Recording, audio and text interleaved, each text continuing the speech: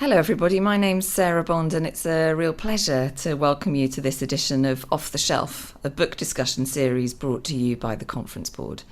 Today, I'm going to be sitting down with author Stephen Frost to discuss his latest book, Building an Inclusive Organisation, Leveraging the Power of a Diverse Workforce, co-written with Rafi Karim Aladina.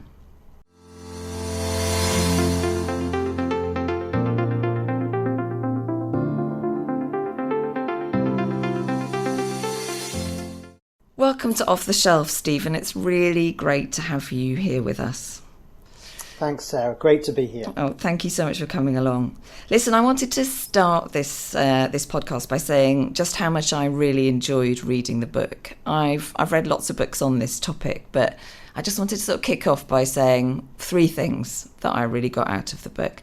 I guess first and foremost for me, it was a really practical guide to creating an inclusive organisation. It's full of data, loads of examples, lots of how-tos, lots of recommendations for practical things that executives can do, and takeaways at the end of every chapter, and I really definitely appreciated that. I suppose the second thing that I really liked about it is that I found it quite a personal book in some ways. From the way that you share insights into the different working styles of you and your millennial co-author, to your emphasis on empathy as a really core component of inclusion, and to the message that runs, like right through the book, which is that change starts with you. I also found it a very generous book in the way that you gave of yourself to the book, but also how you shared so openly examples of the work you've been doing, and you were really generous with the tools that you've developed. And the third thing that I really liked about it as well was the kind of literary storytelling style. I mean, right from the beginning, if I remember writing to you when I'd read the beginning on the train, writing to you and saying, I think this is a fantastic book. And right from the beginning, I was very gripped by your description of the ways in which power and privilege contributed to a fatal air crash in 1977. So in a way, one of the things I really liked about the book was that it seems like it might appeal to lots of different audiences. And my first question to you, though, is who do you have in mind as the reader of the book? Who were you writing this book for? Well, thank you again, Sarah. I mean, I think for me, it's always, who is this for, really? And whilst I would always want it to be for, quote unquote, the already converted, right? People who already deeply care about diversity and inclusion, I suppose really we're writing this for the still sceptical. For the people who still thought, well, it's all good and well, I'm a good person, but is this really as important as P&L or marketing or sales? Or is it really that important? Yeah. And so I suppose we're writing it for that person, be it the CEO, be it anyone in the C-suite, be it a skeptical HR director. It was, I suppose, writing it for the engaged but skeptical professional who we could perhaps get them on board to think about this a little bit differently and therefore work a little bit differently as a result. Yeah, I think that's a great phrase, the engaged, skeptical professional, and it very much fits with who I see as the audiences for your two previous books.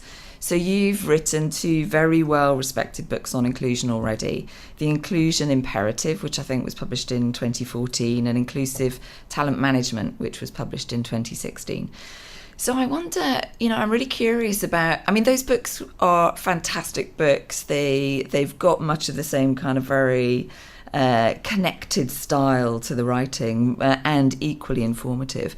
I wonder what it is that led you to write this third book. What is it that you're wanting to say that's different, or messages that you're really wanting to emphasize that are different from your previous two books? I suppose several things. One, I guess, is that all books are contextual, right? And the world has moved quite a lot in 5 years, from 2014 to 2019. Yeah.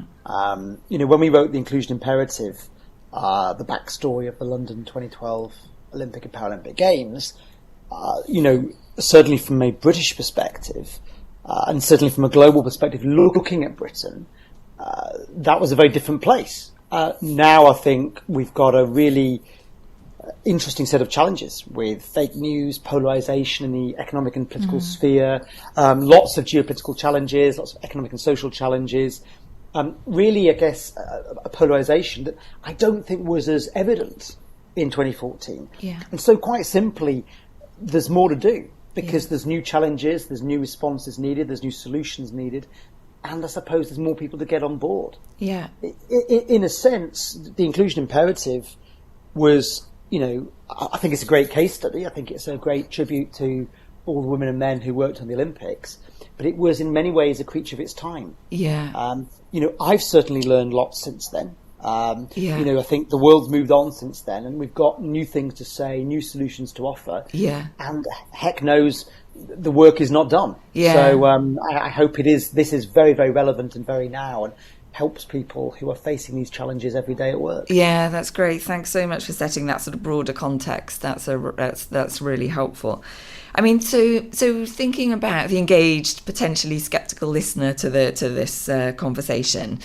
Early on in the book, you describe what you call a maturity model for organisations, from Diversity 101, which is sort of diversity for diversity's sake, to Diversity 2.0, which is diversity for social responsibility, to Inclusion 3.0, which is diversity as a business strategy. And I know you've written a lot about this, but I wonder if you could talk to me about, and to the other people listening to the podcast, about, so what do organisations need to do to be inclusive? How do they get to be inclusive? So, I mean, I think there's lots of things, but the biggie really is to start with understanding and really reframe this whole debate.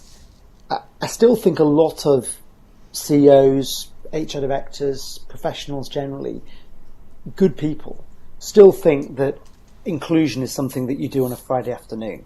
That it's corporate social responsibility. Yeah. It's a wonderful, nice to have. Yeah. Rather than actually seeing it as a lens through which you do your work. So if I think again about the Olympics example, you had really good folks there who thought, well, look, I've got a lot of work to do. I've got to build venues, raise money, sell tickets, hire people. I'm really supportive of diversity and inclusion, but it's not a priority. And they saw it as an opportunity cost. I think we've got to reframe that away from it being an opportunity cost to it being a method of how you do your day job. And I think that reframing and that understanding then leads on to lead differently, where we realise it's about us, not them. No one else can make you an inclusive leader. It's up to you, my friend. And then to do practical things. So I think that maturity model depends on people reframing it, taking on board leadership responsibility for it, and then doing things rather than just, articulating nice visions and stated ambitions. Yeah, great, thanks.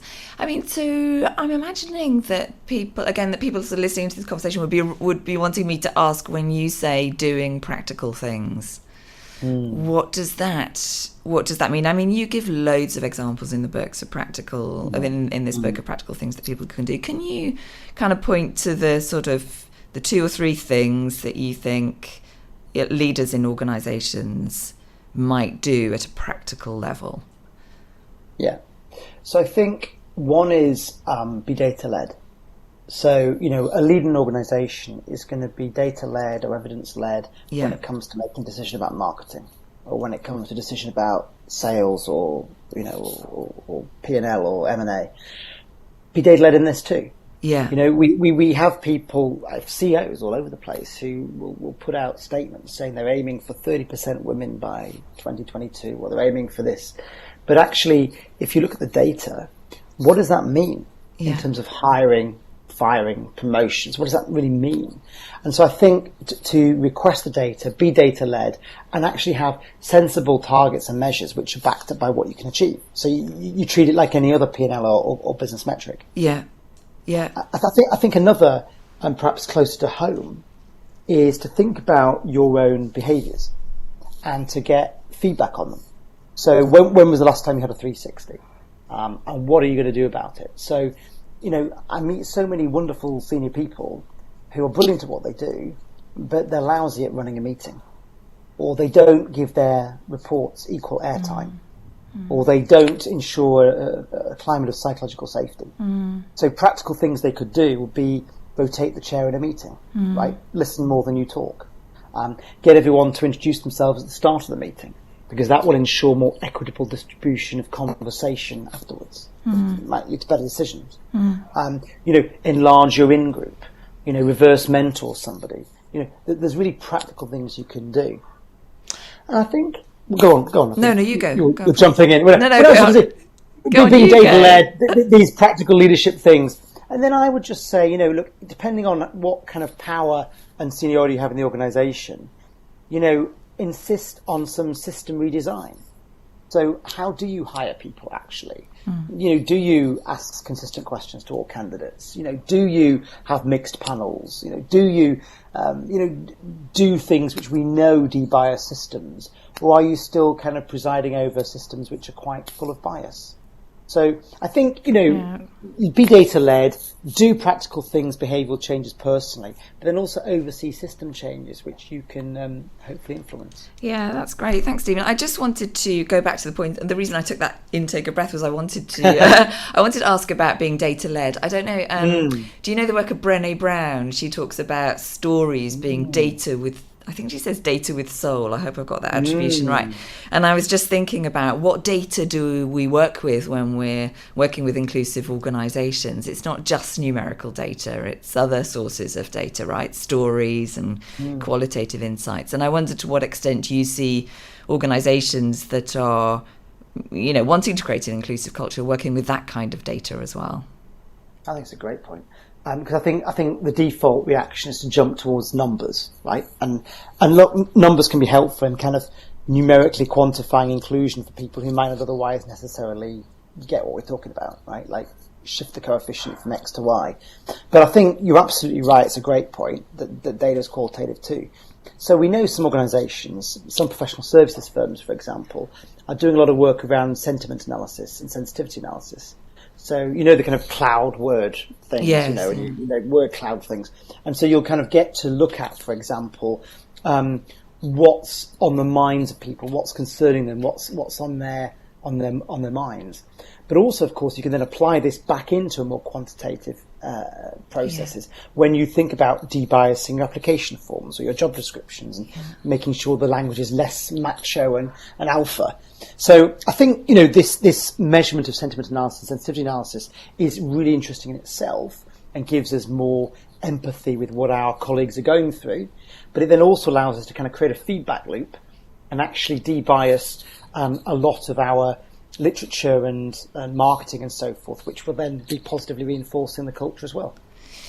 So I wanted to ask you about something that I see organisations right across Europe, in fact, right across the globe, doing around diversity and inclusion. So lots of organisations that are genuinely wanting to be inclusive are putting their staff now through unconscious bias training. And I sort of picked up from the book that you have some reservations about this approach. In fact, you refer to what's called the false promise of unconscious bias training. And I wanted to know, from your point of view, Stephen, what's the problem here? And what do you think that organisations should be doing, either alongside? I don't think I hear you saying they shouldn't be doing it, but, what should organisations be doing alongside or instead of unconscious bias training when it comes to raising awareness? Well, this is super interesting. Obviously, I think that, our own unconscious bias training is fabulous, obviously, but I think that lots of unconscious bias training can be really interesting in raising awareness, right? But the problem is that when people think it's an end in itself, so it gives rise to moral licensing, where you have people going through a session of unconscious bias training, then thinking, got it, because we need to demonstrate actions and takeaways that the training has been effective. But then they're carrying on exactly as they were before, but now with the false notion that they are de-biased. And they're not. Unconscious bias training on its own is not going to reverse engineer decades of life experience, right? It's not going to rewire you. It can make you more aware, but that awareness then might make you think that you're now being de-biased when in fact you're not. And so it could be problematic in that sense. However, if you have unconscious bias as an overall kind of approach to this, as an overall part of your strategy, of course it can perform a useful role. Yeah. It can raise awareness. It can generate common language, common, discussion points and ideas for people to share, as long as it then moves on to to actually doing things, because we know that it takes people 3 months or so to change habits. And the work that's more effective is when unconscious bias training is part of a longer program or a series of interventions, little and often, that over a period of 3 months plus can lead to changed behaviours. Yeah. It's analogous to people who are wanting to diet or lose weight or quit smoking or change any fundamental habit. A one-off won't do it. Yeah. But a really good one-off as part of an overall package stands a much better chance. Yeah, that's great. Thanks a lot, Stephen. Listen, we're going to take a bit of a short break for a moment for some quick announcements about Conference Board, and we'll be back in just a minute. And we'll carry on the conversation with Stephen Frost on his new book, Building an Inclusive Organisation. Looking for additional insights beyond this podcast? The Conference Board hosts an array of annual seminars and conferences on a wide selection of topics that impact your business. Learn best practices from top companies and hear insights from renowned practitioners and thought leaders, all while having the opportunity to network and collaborate with your peers. For a complete list of our upcoming programs, you can visit us at www.conferenceboard.org/events. And as an added thank you for listening to this program, use code POD300 to save $300 off your registration. That's POD 300. Seats fill up quickly, so visit our website and reserve your spot today. Hello, everybody, and welcome back to our conversation with Stephen Frost, co-author with Rafi Karim Aladina of the book Building an Inclusive Organisation, Leveraging the Power of a Diverse Workforce. We've just been talking about how organisations can build an inclusive culture and what leaders can do. And in the second half of the conversation, I really wanted to turn to how things might be for the future. So, Stephen, I really felt through the book that you're optimistic about organisations as a force for good on inclusion, but still, you'll still dedicate a whole chapter of the book to the benefits that organisations can achieve from working in this area. And I remember, you and I have been working in this field for many years, and I remember 20 years ago people saying that in 20 years hence we wouldn't need to be talking about the value of diversity and inclusion, but here we still are, right? So I'm wondering, do you ever see a time in the future when we won't have to make the case for diversity and inclusion in organisations? No, but that's okay. So I think the bad news is we all have what we call homophily, right? The natural, normal tendency to gravitate towards people who are like us. We naturally form into tribes. And so if we do nothing, because we think we've already arrived or we think we're really wonderfully enlightened, we will over time become more homogenous. And that's what we see with some companies, particularly some advisory companies, who, thought they were hiring the best people and treating everyone the same, but actually became more homogenous over time as the market became more diverse. The good news is I think there are practical things we can do. So I think that this is not something that you can ever stop doing, because the natural kind of default will be to become more homogenous. But doing things which create diversity and include that diversity and create more inclusion are good things to do for organisational health generally, because they make us more engaged, more happy, more productive, more creative, more innovative. And so these are things which we're never going to, unfortunately, get away from needing to do, but I'm okay with that. So can I ask you, if you reflect back over the last 10 years or so, or, if you're more than that, if you're working in this area, Stephen, what do you see are the biggest shifts in how organisations are now approaching diversity and inclusion compared to, say, 10 years ago? Maybe the answer's in the question as well. We weren't really talking about inclusion to such a degree 10 years ago, right? But what else? What other shifts? I think you're right. To go back to the maturity model from, Diversity 101, more around compliance, which is still prevalent, but we know now that in itself isn't really creating value. And in more competitive markets, we're moving more to 2.0, the kind of more marketing approaches, where we're looking at what differentiates our brand or makes us stand out in a crowded talent marketplace. So I think the third area, which I'm most excited about, which is the inclusion and how organizations are leading with that. And so I think the differences we're seeing, still green shoots in a way, it's still not kind of a dominant paradigm yet, but what we're seeing are, I think, organizations shifting to thinking seriously about inclusion.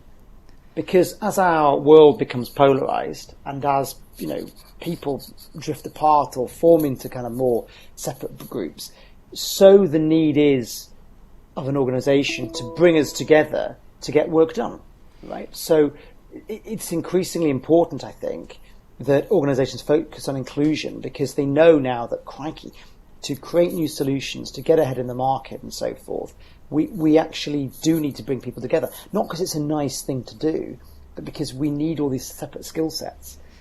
If I give one example, I remember talking with a CEO a couple of weeks ago, and he was one of these engaged skeptics that we talked about at the beginning. And, he'd still seen it as kind of compliance and marketing and diversity, and it was important to get more women on the board and all good things. But actually the reframing for him was he felt full up, right? Cognitive load. Yeah. People are really, really suffering from extremely high cognitive load. And that is understandable in the sense that the amount of information in our world is doubling every 2 years. But our brain capacity is not.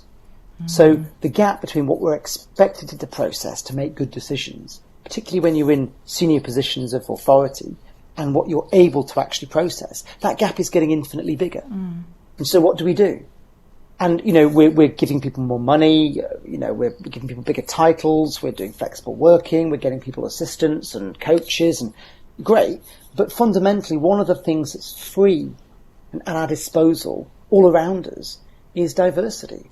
And including that will help us with these decisions. So it doesn't matter if you've got, brilliant economists or brilliant engineers or brilliant marketeers. They're not brilliant enough because it's impossible to be able to comprehend all this information that's out there to make the optimum decision. The cognitive load is too much.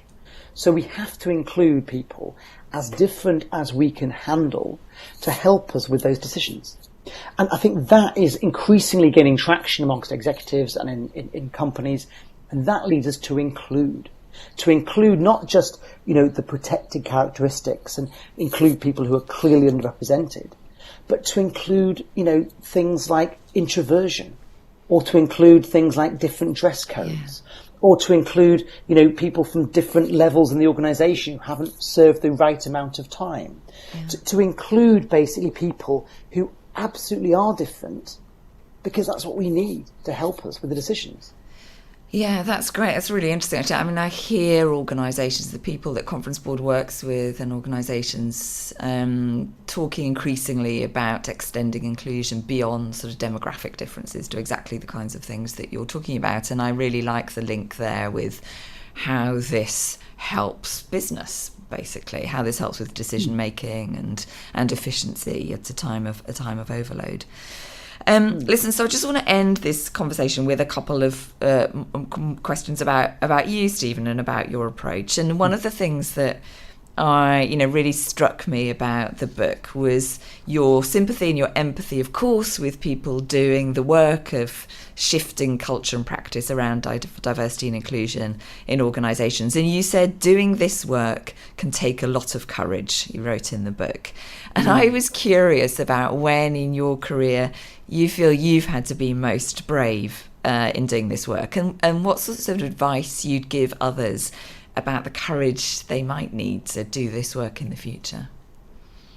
I think, it's interesting because I always have mixed feelings about saying that it takes courage. I mean, I absolutely believe it does take courage, but I don't want that to put people off from doing it. I want it to inspire people rather than put the fear of God into them, right? So I think for me, in terms of when I've had to be courageous, I think certainly on the London Olympics and Paralympics, when you realise that, if you got it wrong, the whole world would see, right? And so that feeling of crikey, and having to actually have a really difficult conversation with the communications director where I thought she got it wrong.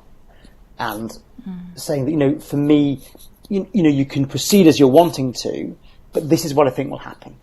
And for me, you've got to pick your battles, but I think taking that on and really trying to work with her, potentially at the expense of my own career, was I think a really important moment, which I think was the right call, because I think we ended up with the right comms around what we were doing on the games. I think more recently, if I think about the wonderful clients we work with, we really try to empathise with the client, and wherever they're at, we start from there.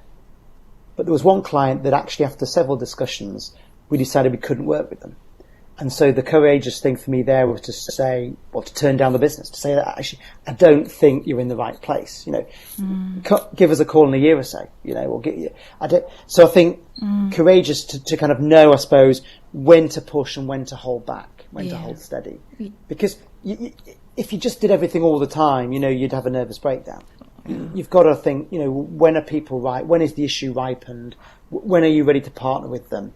And so I think being courageous to say no, and being courageous to know when is the right time, and being courageous to challenge about when is the right time, and run with it when you've got an ally. Yeah, great. Thanks, Stephen. Listen, I just want to end this conversation. You talked about inspiration just now, and this is, Off the Shelf. It's a podcast series about books that inspire and interest us. And I just wanted to end the conversation by asking you about what you're reading at the moment and what's inspiring you at the moment in terms of what you're reading. Could be about diversity and inclusion, could be about whatever. I'm curious to know. Well, I'm afraid I'm a little bit geeky, and I do read a lot of diversity books. So there's a bit of that going on. I've just finished Inferior for the second time by Angela Saini, which I think was great. Also, I'm just re-picking up Whistling Vivaldi by Claude Steele, which I think is fabulous. And also my friend Stefan's just written a book about how to survive and make decisions in an age of alternative facts, which I thought is really interesting. So I'm hoping that's going to hit the shelves soon. So they're ones I'm reading at the moment. But sometimes it's just nice to kick back with a biography and read about someone else's struggle or story or inspiration, and realise that, lots of people have done some great things, and we can always learn. Yeah, brilliant. Thank you, Stephen. It's been really lovely to have this conversation with you, and thanks so much for being with us here today to discuss your new book, Building an Inclusive Organisation, Leveraging the Power of a Diverse Workforce, which is published by Kogan Page. Thank you again, Stephen. Thanks a lot, Sarah.